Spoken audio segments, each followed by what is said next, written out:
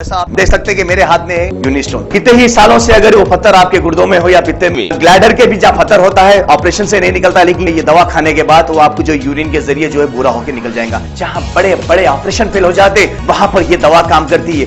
गुर्दे और पित्ते की पथरी ये प्रोडक्ट से गल जाती है, फिर दोबारा पथरी फॉर्म होने नहीं देती और इसमें कोई साइड इफेक्ट भी नहीं है।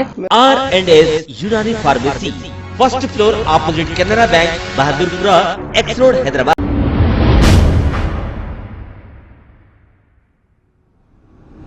अस्सलाम वालेकुम नाजरीन, मैं हूं अब्दुल अयाज। आइए देखते हैं आज का खबरनामा। इंडिया में कोरोना के केसेस में दिन ब दिन इजाफा होता जा रहा है। इंडिया में पिछले 24 घंटों में कोरोना के 3,17,000 से ज़्यादा नए केसेस पाए गए और पिछले 24 घंटों में 490 लोगों की कोरोना से मौत हुई है। 2,23,990 लोग कोरोना से ठीक भी हुए हैं और इंडिया में कोरोना के एक्टिव केसेस 19 लाख से ज़्यादा हो चुके हैं। महाराष्ट्र में कोरोना के 43,600 नए केसेस पाए गए। कर्नाटका में कोरोना के 40,500 नए केसेस पाए गए। केरला में 34,000 से ज़्यादा नए केसेस पाए गए। तमिलनाडु में 23,000 नए कोरोना के केसेस पाए गए। गुजरात में 20,900 कोरोना के नए केसेस पाए गए। उत्तर प्रदेश में 17,000 से ज़्यादा कोविड के नए केसेस पाए गए। दिल्ली में 13,000 नए कोविड के केसेस पाए गए।